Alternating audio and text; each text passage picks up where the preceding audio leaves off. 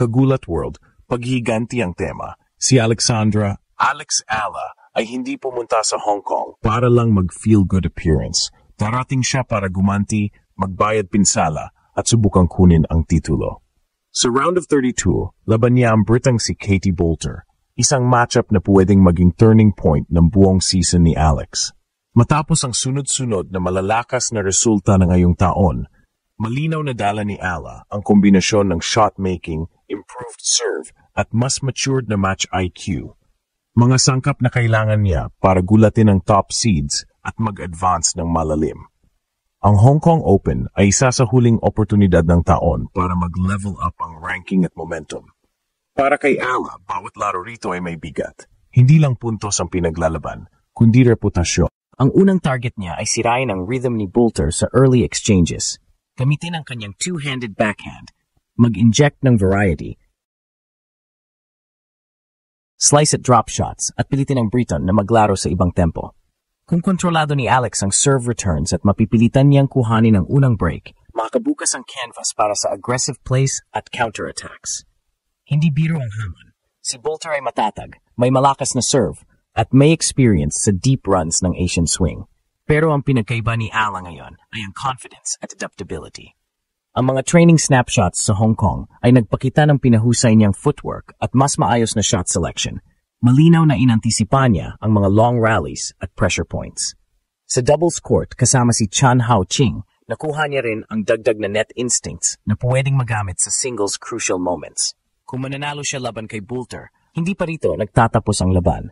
Naka-line up sa landas niya ang serye ng elite opponents at kailangan ni Alex ng consistency sa best of 3 battle. Pero ang kahulugan ng bawat panalo ay malaki. Dagdag ranking points, mas malalim na runway para sa susunod na season, at higit sa lahat, bagong level ng paniniwala para sa sarili at sa bansa. Sa Pilipinas, ang nararamdaman ay simple, excitement na may kasamang pananabik. Ito ang pagkakataon ni Alexandra Ala na gawing malaking deklarasyon ang kanyang breakout year. Hindi na lang basta potential, kundi konkretong pangako. Babawi siya, magbabayad ng pagkatalo noon, at posibleng iangkat ang pangalan ng bansa sa mas mataas na entablado. Lunes ang unang dumping ng bola at buong bansa ang nakabantay.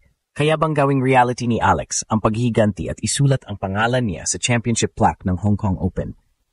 Mainit ang simula ng linggo sa Hong Kong Tennis Open dahil magbabalik sa court si Alexandra Alex Iala para sa isa sa pinaka-inaabangang laban ng round of 32. Kontra sa world number 30, Katie Boulter ng Great Britain. Ito ang parehong Boulter na minsang tumalo sa kanya sa European swing noong mid-season at ngayon sa huling torneo ng 2025.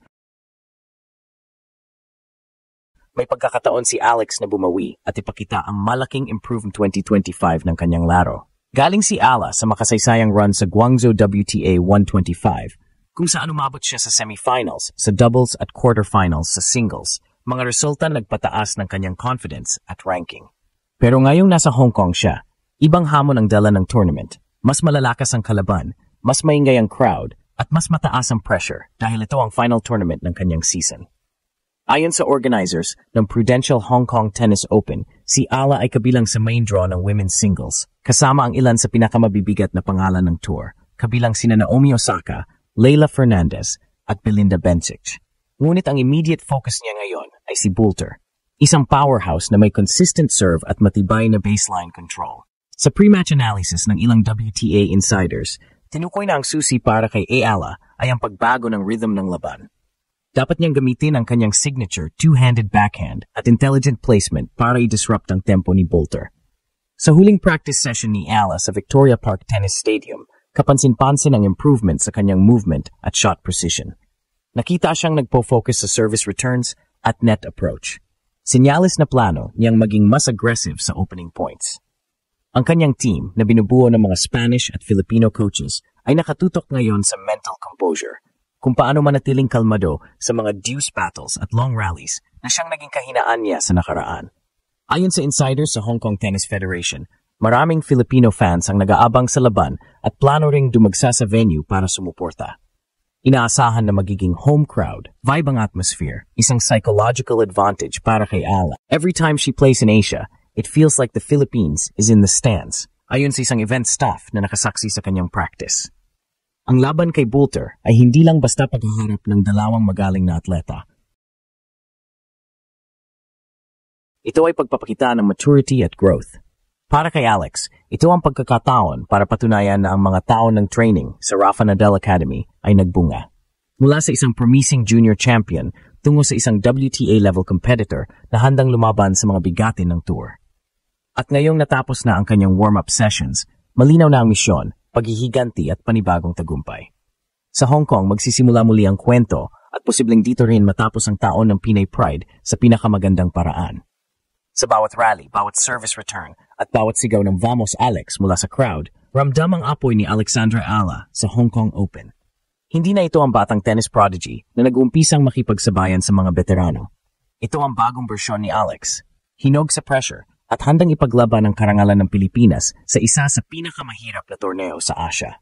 Ang kalaban niya, si Katie Boulter, ay kasalukuyang world number 30, isang matangkad at explosive na player na kilala sa malalakas na forehand at serve.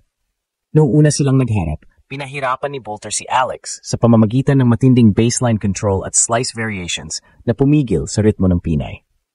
Pero ayon sa mga tennis analysts sa Hong Kong, ibang Ella na ang makaharap ngayon ni Boulter. Sa nakaraang 3 buwan, napansin ang malaking improvement sa transition play ni Alex. Mas mabilis siyang umaakyat sa net, mas matatag sa second serve at mas confident sa mga clutch points.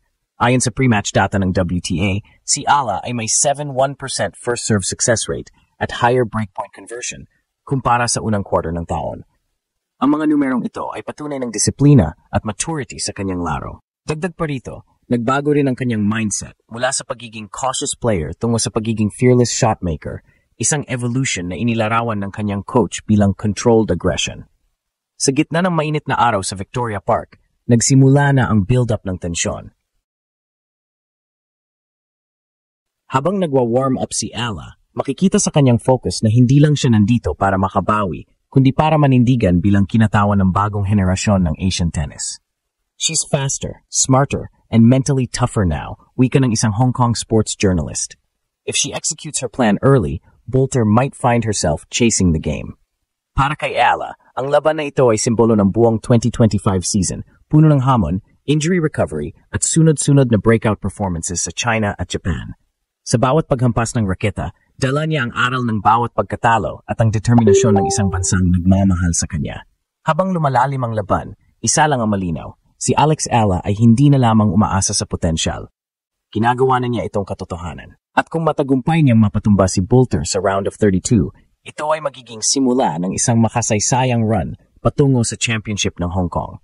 Isang kuwento ng paghihiganti, pagpupursigi at pambansang dangat.